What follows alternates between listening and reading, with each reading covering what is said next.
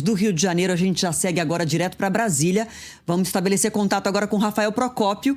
E uma dúvida: o que será do salário mínimo em 2025? Se não votar o pacote de corte de gastos, o governo pode editar uma medida provisória para trazer o novo valor, que vai ser reduzido um pouquinho em relação à previsão, à regra atual que está em vigor. É isso mesmo, Rafael Procópio? Vai ter que sair uma decisão, seja por votação no Congresso ou por medida provisória. Vamos ter uma decisão do que vai ser o salário mínimo para começar o ano com um novo valor.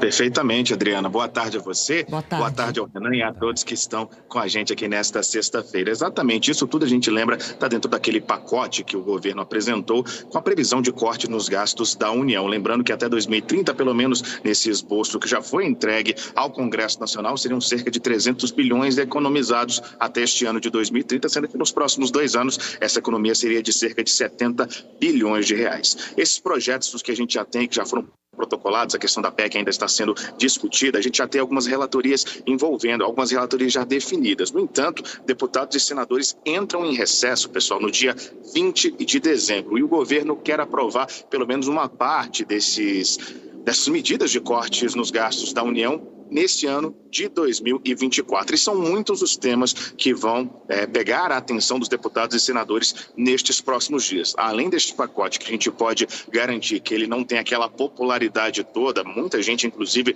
da base do governo, discorda de algumas dessas medidas. Temos a questão da reforma tributária, que já está indo para os finalmente, a dívida dos estados, a questão da LOA, da Lei Orçamentária Anual, essa que precisa ser votada antes do recesso, porque é justamente ela que define o que o governo pode ou não gastar no exercício do próximo ano, no caso, o ano de 2025. Além desses complicadores, dessas matérias que a gente vai acompanhar nesses próximos dias, sendo votadas de uma maneira ou de outra, essa questão dos cortes nos gastos, especificamente do salário mínimo que a gente está tratando agora, ela, como eu disse agora há pouco, traz um certo desgaste, inclusive na base governista. Existem alas dentro do próprio Partido dos Trabalhadores que não gostam dessa medida que foi apresentada, que ela, como você bem falou, Adriana, ela reduz um pouquinho o salário mínimo, diferente do que a gente viu sendo praticado no ano de 2023 e 2024. Só para a gente ter uma ideia, o reajuste desse ano de 2024, tirando a inflação, foi um pouco além dos 5% aí de aumento no salário mínimo. Com essa nova proposta,